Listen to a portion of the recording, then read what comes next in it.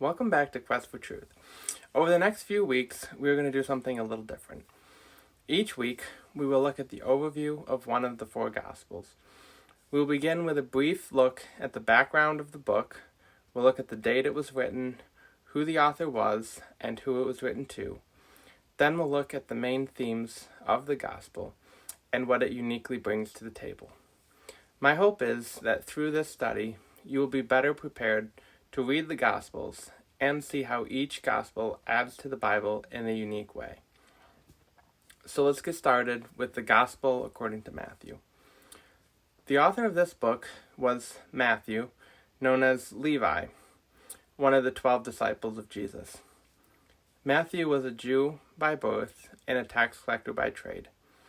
As among the other Gospels, Matthew is not identified as the author in the book itself.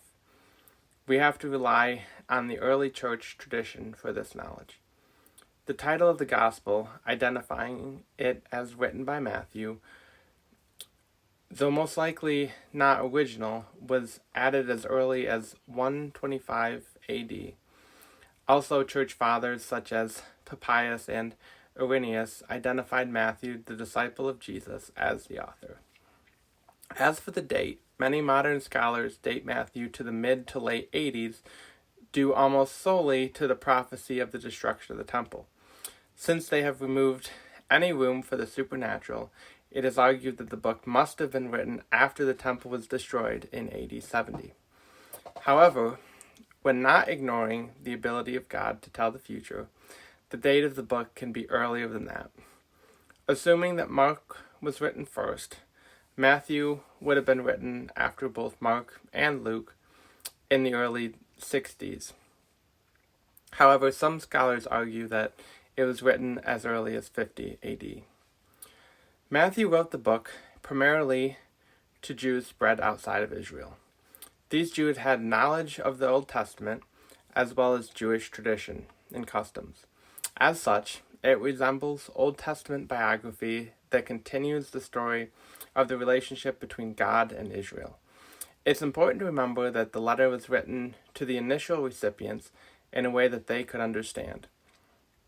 We must understand it as they saw it first, and then bring it to the modern day and apply it to our lives.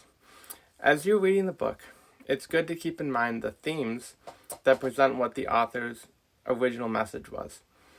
There are 6 key themes in the book of Matthew that are worth looking into. The first is that Jesus is the prophesied Messiah of the Old Testament. Since the book is written to a Jewish audience, Matthew seeks to prove that Jesus is the long-awaited Messiah. He uses more Old Testament quotations than any other gospel for this task. And every significant event in Jesus' life is backed by Old Testament scripture.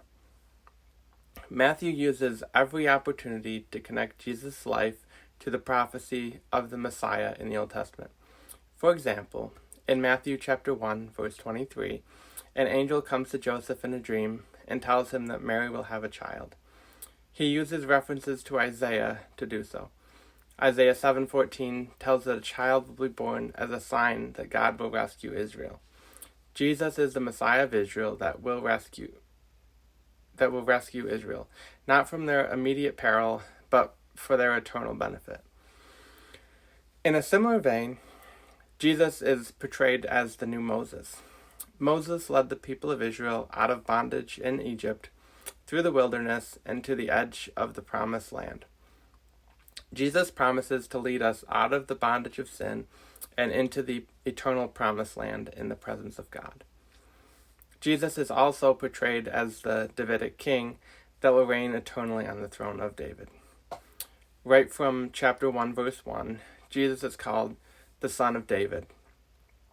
Matthew is the only gospel that records the visit of the Magi. These wise men from the east bring gifts fit for a king not truly of this world, but of an eternal kingdom. Jesus is also portrayed as the Son of Man. This title refers to Daniel chapter 7, verse 13. Jesus is given dominion to rule over all people, nations, and every language. These kingdoms This kingdom will never end, but will last forever and never be destroyed. Matthew focuses on the atoning death of Jesus. In general, when referring to sacrifices, he uses the Greek word that specifically means gifts rather than sacrifices. He presents the idea that the Levitical sacrifices are gifts that we give to God in thanks for his grace and mercy. This elevates the sacrifice of Jesus as the forgiveness of sins once and for all. Jesus' sacrifice fulfills Isaiah 53. Jesus is the suffering servant who brings Israel back into good standing with God. And the final theme of Matthew is the Great Commission and the inclusion of the Gentiles. As the book was written to Jewish Christians, it sets out to teach that Christ not only came as the Jewish Messiah, but also that his sacrifice is for the whole world. To see one of the ways that Matthew accomplishes this, we must understand one of the repeated lines in the book.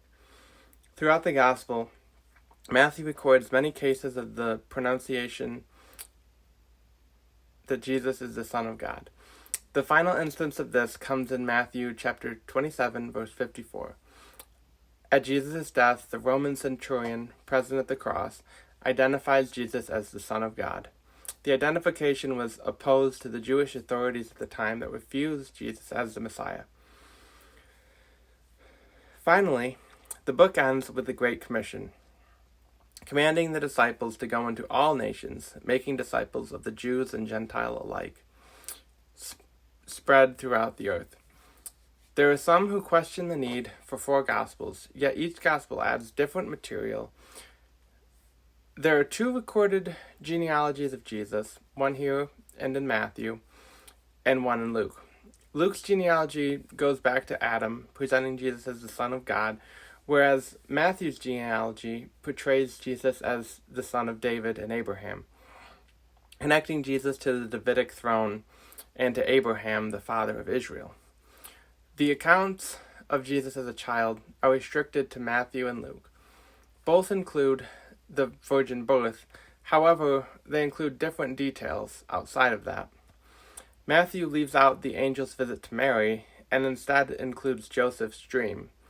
This may be to double down on Joseph's role as Jesus' legal father, cementing Jesus' place in the genealogy. As previously mentioned, Matthew includes the visit of the Magi, but leaves out the shepherds. This again presents Jesus as the Davidic king. The last story to be included in Matthew of Jesus' childhood is the flight to Egypt. This again connects Jesus to the Old Testament, this time Hosea 11:1, to fulfill the prophecy, "Out of Israel I called my son." Matthew includes Jesus' teaching that is excluded or abbreviated in the other Gospels. The 5 major teaching sections in Matthew are the Sermon on the Mount in chapters 5 through 7, the commissioning of the 12 in chapter 10, the parables of the kingdom in both chapters 13 and chapter 18, and his final teachings, including the Olivet Discourse in chapters 23 through 25. These passages provide teaching of Jesus that aren't present in the other Gospels. And finally, and also as previously mentioned, the Great Commission is found solely in the book of Matthew. Jesus' command to go into all of the world and preach the gospel to all that would hear. The sending of the disciples to all nations to baptize and disciple marks the inclusion of the Gentiles to the faith that begins the church, in which there is neither Jew nor Gentile, but Christian. Each of the Gospels tells the story of Jesus to a different audience and provides different insights for the Christian. I hope that this brief overview has helped you to understand the broad purpose of the Gospel according to Matthew and helps you to get deeper into the Word. Thanks for watching, and I'll see you next week here on Quest for Truth.